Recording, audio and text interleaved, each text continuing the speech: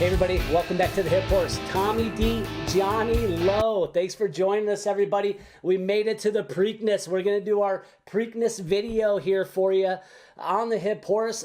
Johnny, my friend, we saw the Kentucky Derby. Bob Baffert shows up in a big way for the 7th time, making him the winningest trainer of all time. Quick little recap, Johnny, of the Derby. First of all, how you doing, my friend?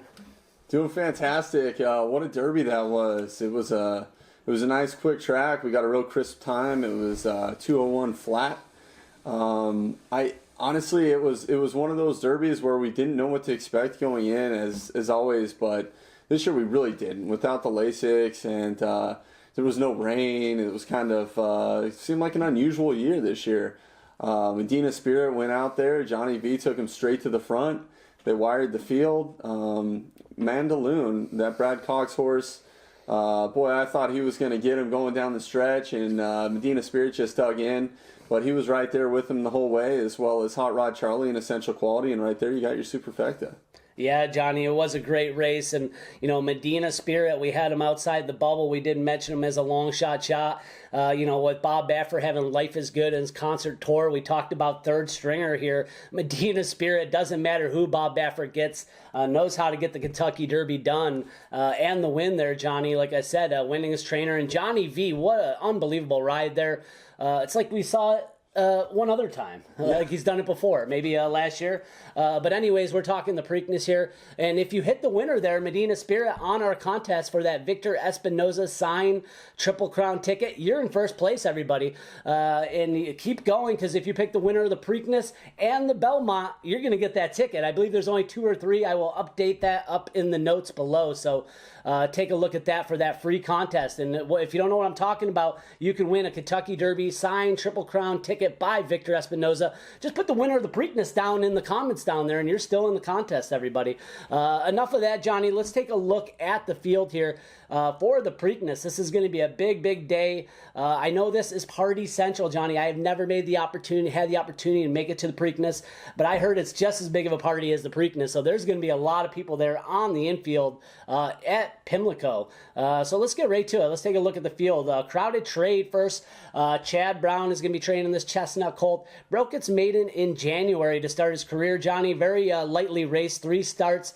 Finished second in the Gotham Grade 3 behind Longshot, Wayburn, 2 back. And then third place in the Wood Memorial last out. Crowded Trade here. Chad Brown, your thoughts about this colt? Yeah, just one more little side note about the Kentucky Derby. This is going to be kind of interesting. So people were talking about the curse of the Stormcat line. He was 0 for 51 at one point in the race. Baffert won with Justify. That broke that curse. Baffert won with Authentic. That was another one from the Stormcat line. And then this year, Medina Spirit. So in 3 of the last 4 years, it went from the curse of the Stormcat line to, if Bob Baffert has a horse that's a Stormcat line, you probably want to bet him in the Kentucky Derby. But back to the Preakness now. Yeah, so Crowded Trade, he was out in New York, obviously. He's by More Than Ready. He's out of an AP Indy line broodmare. It's kind of going to be a common theme in this Preakness race. We're not exactly sure how many horses are going to go to post or who's really in the race right now. We're doing this before the entries, but from the horses that we have written down and the horses that we think are going to enter the race, 4 out of the, I believe it's 8 horses right now, all are the AP Indy line broodmare sires. So he's right there with the rest of them. Hey, well, there you go. Crowded Trade we're talking about there. Let's move on to another one. France Go Day in Hideki Mori trains this one. Japanese horse cruising over here. Joel Rosario is going to be riding, Johnny, 6th in the UAE Derby. Rosario was aboard there, 4th in the newcomer here. The last Japanese horse we've seen in the Triple Crown Series was Master Fencer, 2019, finishing 5th. In his race there. Johnny, your thoughts on this Japanese colt? Yeah, so he won a couple races in Japan, didn't run that well in Dubai. They're going to ship him out here. Obviously, they have a little confidence in him. For me personally, we'll take charge out of a Curlin mare. I just don't know how much distance he really wants, or if this is the type of company that he wants to run against, but He's got Rosario aboard him, and I guess we're going to see what happens. Yeah, I mean, it's always good to have Joel Rosario aboard there. So let's move on to the next one. We're going to talk about Rombauer. Michael McCarthy here trains this bay colt. Twirling Candy is the pedigree there, is the father. It broke its maiden first start at Del Mar, going 1 mile on the turf, Johnny. Finished second in the American Pharoah as a 2-year-old, so had a pretty nice campaign as a 2-year-old. Finished fifth, won the El Camino Real, third in the Bluegrass, and last year was also fifth in the Breeders' Cup Juvenile. So, like I said, did have a good 2-year-old campaign. 3-year-old won the El Camino, third in the Bluegrass. Your thoughts about Rombauer? Yeah, so Rombauer by Twirling Candy. I'm not the biggest fan of the inbred sires with the Mr. Prospector lines. So for me, I think this is probably either a turf horse or one-turn horse. He's out of Cowboy Cal Mayer, who's by Giants Causeway, he's by Stormcat. So it's a little bit of stamina on the bottom side, but I just don't think it's going to get him around the mile and 3/16 here. On a side note, he did beat a filly in the El Camino Real to qualify for this race. He beat her by a neck, and he was a far third from the top 2 horses, Essential Quality and Highly Motivated. I think he's going to have to really step it up in class if he's going to be able to compete in this race, even to pick it up for third place, I think. Yeah, I mean, Rombauer had enough points to get into the Derby, decided to skip and move to the Preakness, Johnny, for Michael McCarthy here. So talking Rombauer here, Preakness. Let's move on to Unbridled Honor. Todd Pletcher here, this gray horse, gray colt, second in the Lexington behind King Fury, last out, fourth in the Tampa Bay Derby before that. 5 starts, 1 win, 1 place. It's just, is this horse getting better at the right time? What are your thoughts about Unbridled Honor? Yeah, so Unbridled Honor, he did run actually a really big race in the Lexington, although the pace was unbelievably fast. He was in dead last. King Fury went from second to last to win the race. He ran second, so it could be kind of a case of, hey, the pace set up for the closers and they came running, or is he getting better? I'm not really sure. He does have a really nice stride. He's by Honor Code. He doesn't quite remind me of Honor AP, the way he runs. He's not as big as that horse was, but he is a pretty nice horse. He's out of an Unbridled Song mare. I think this is a really big step up in class, and it looks like they might be hoping for some kind of a real pace duel for this horse to become running late.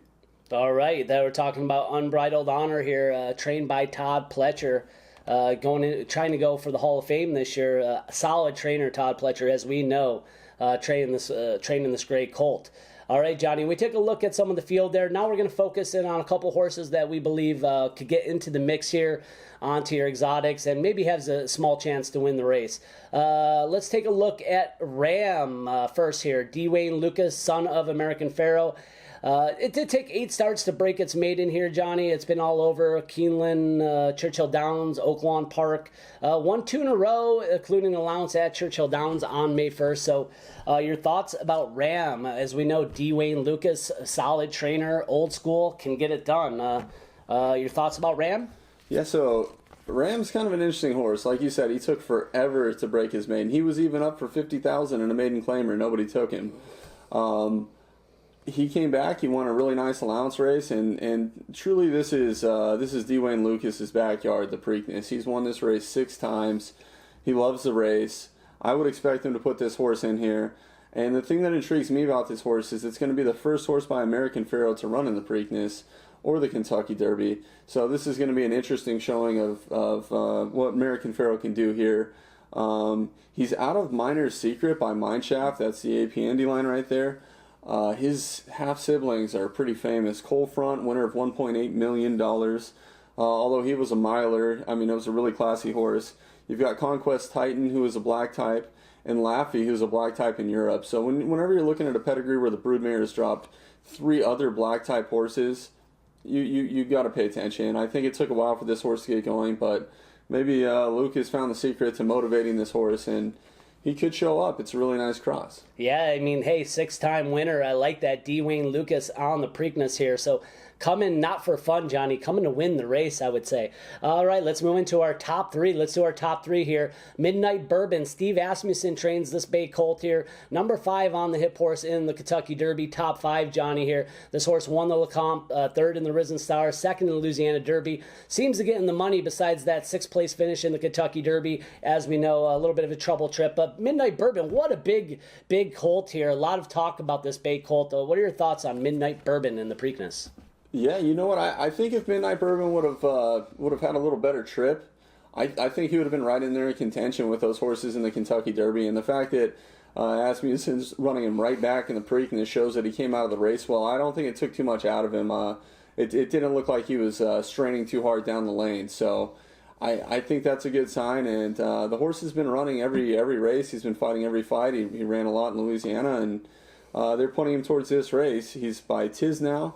Tisnow has sired 4 horses that have ran in the Preakness. Titletown 5, who was 9th, Dynamic Impact, who was 7th, Term of Art, who ran 10th, and Sporting Chance, who ran 6th. I think this horse is head and shoulders better than those horses, and he has a little bit of a pace advantage that they might not have had. The real kicker for this horse is his bottom side, out of Catch the Moon, who's by Malibu Moon, another AP Indy Line broodmare.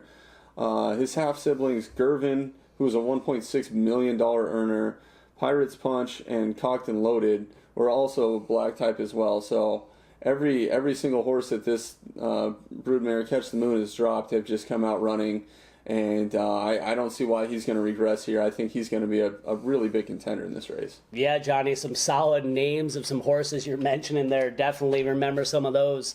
Midnight Bourbon, we're talking here. Number 3 on our top 3 for the Preakness here. Let's move on to number 2 here, Johnny. Number 2, it's going to be a Bob Baffer horse, and it is the winner of the Kentucky Derby. Johnny V rode here, Bob Baffert. You know, this is a great story, Johnny. 6 starts, 3 wins, 3 place. Always shows up. This horse has a lot of heart. Bob Baffert loves this dark bay colt. Winner of the 147th Kentucky Derby. Purchased for $5,000. Unbelievable. This is a true story for if you want to be a horse owner, Johnny. Dreams can come true. I think you could have a shot. Your thoughts on here, Medina Spirit? Well, he was purchased as I believe a weanling or a yearling for $1,000. Oh. And then they purchased him for $35,000 after that, which, I mean, that's almost Seattle Slew style. Back in the whenever he was bought, it was like $17,000 they paid for him. Sometimes lightning comes in a small bottle, you know. But Medina Spirit, he's a horse who's by sire Protonico, who's got the smallest crop out of any of the horses that I know on recent history to even compete in a Triple Crown race. I believe he's like one of only 5 male progeny to even step foot on the track, and the horse wins the Kentucky Derby. It's completely unbelievable. But Medina Spirit, he's by Protonico out of Mongolian Changa. He's first to post for Protonico in the Preakness, who's by Giants Causeway, who sired 6 runners, his best finish being Creative Cause, who ran 3rd. Justify, Shackleford, Tabasco Cat, all won from the Stormcat line, which is where Protonico descends. Going back one more generation, you get Stormbird, who sired winners Summer Squall, and Summer Squall, who also sired winner in Charismatic. Curlin, Summer Squall, and Secretariat are the only horses to do that since 1960, and then the one before that was Bold Roller, who sired Secretariat. Mongolian Changa is by Brilliant Speed, who won 1 race in her career. 4th generation Dam, Scoop the Gold, dropped $1.7 million earner High Yield. Brilliant Speed is the Roberto line, although not as common today as it was 20 or 30 years ago. Fleet Alex was the last Preakness winner from a Roberto line broodmare. So, I mean, there is a little bit of history there, top and bottom, for this horse. Yeah, Medina Spirit here. Bob Baffert trains this one. As we said, 7th win in the Kentucky Derby, making him the winningest trainer of all time with Medina Spirit here at number 2 on our list, Johnny. Let's move on to number 1 on the hip horse Preakness picks list here. Johnny, why don't you go ahead and tell us who it is? I think hopefully we ruffle a few feathers here. We're going to stick with Concert Tour. Call me crazy, but I think that Arkansas Derby wasn't the best race that he's going to run. It looked to me like it was just a little bit too hot of a setup. The closers in that race were just chomping at the bit to run at the horses, and the track wasn't planned for those fast fractions. Concert Tour, I think whatever the kinks were, Bob's probably worked him out by now, and the other horse, usually he can pull it off with the other horse. That's usually how he does it. Concert Tour is by Street Sense out of Purse Strings, who's by Tap It. That's the APND line. First runner in the Preakness for Street Sense, who ran second his year, but he did win the Derby, and his sire, Street Cry, won the Dubai World Cup, which is a 1.25 mile, two-turn Grade 1 race. Maximum Security by New Year's Day is by Street Cry. He also won at the Classic Distance, and McKinsey by Street Sense did well going long, being runner-up in a couple of Classic Distance races, including the Breeders' Cup Classic. I know a lot of times people talk about McKinsey being maybe a miler or something like that, but he did show up in those races. The weaker side of the pedigree, though, is the bottom side. Purse Strings is by Tap It, who I believe will develop into a standout broodmare sire. And being the APND line, the last broodmare sired by the line to drop a winner of the Preakness was Quick Temper. Quick Temper drops Cloud Computing, a horse that also didn't run in the Kentucky Derby. He needed a little bit more time, just like Concert Tour might. The Femline is the Achilles heel in the pedigree. In the first 15 generations, only 3 broodmares are black type, and no serious producers. So if he doesn't get the distance, I think that's probably the reason why. But Baffert works miracles. I guess we're going to see what happens here. Yeah, no Bob Baffert here. This Concert Tour, we're talking about third in the Arkansas Derby last out. Before that, won the Rebel and the San Vicente. So pretty nice 2021 season going on. High hopes for Bob Baffert. We've been on this one a long time, Johnny. Concert Tour all through Derby Talk, if you've been following us along. Bob Baffert, high hopes on this one too. As Life is Good went down, Concert Tour was the next one everyone was talking about. And guess who wins the Derby? Medina Spirit. But you know what? We're not going to give up on Concert Tour. I love it, Johnny. There is an issue. Their horses are going to be vanned out Monday and Tuesday. Texan Equine Air Transportation suspended travel, so the horses will be vanned out Monday and Tuesday. So stay tuned to see how they travel and the notes on that. But Concert Tour is number 1 on the list, Johnny. We're going Baffert Exacta. Is that what you're saying? Yeah, I don't think it's the worst idea we can come up with. Might not be the priciest play, and I'm sure some people out there, you might find some horses underneath that look like they might pay a little bit more. I guess one other horse that I think we forgot to mention was Keep Me in Mind. Keep Me in Mind is by Lowe, and he's a horse that he actually ran pretty well in the Derby, and I'm pretty sure Diadorno's going to point him that direction. He might be up in contention with Raymond Midnight Bourbon for the top spots, but I don't think he's going to win the race. There we go. Talking the Preakness here, 2021. Johnny, real quick before we get out of here, what about the distance here? It's just a tad shorter than the Kentucky Derby. Do you think that's going to play any kind of role in this race? Oh, for sure. And I think that the way the stretch is at Pimlico versus Churchill Downs, it does seem like it makes it a little bit harder to close. You definitely want to be up towards the pace. Some horses in the weather as well. I guess if it's really sloppy conditions, maybe that'll affect the pace of how the speed can hold on. But with that short stretch, you want to hit the front you want to hit that turn and be towards the front. Yeah, and definitely pay attention on Preakness Day. Pay attention to the track because there's going to be a lot of fans there, and it's going to be loud. We got to remember, people, a lot of these horses as 2-year-olds ran with no fans in the stands, Johnny. Now they're going there, and it's going to be loud at Pimlico. People are going to be partying. People are going to be drinking. I know it's COVID, but they're going to be having a good time down there at Pimlico in the infield, Johnny. So anything else you want to say before we get out of here? Yeah, like, subscribe, and make sure you tell us who's going to win the race. If you subscribe to the channel and you pick the winner, you're going to be right there with the people that won the Kentucky Derby. For those of you that hit on that Kentucky Derby and you are subscribers, make sure you let us know who's going to win. If you win 2 races in a row, I think you're in the catbird seat right here for that Nice autographed Belmont $2 win bet of American Pharoah by Victor Espinoza. Yeah, great piece of American horse racing history, Johnny. So thanks again for following us. Like I said, put down who you like in there and throw us why. We love horse racing. We're here for you guys. We're putting out some great content. We're still on the Triple Crown here. We're on the second jewel of the Triple Crown, the Preakness, everybody. Thanks again for joining us. Tommy D, Johnny Lowe. We'll catch you next time. Good luck, everybody.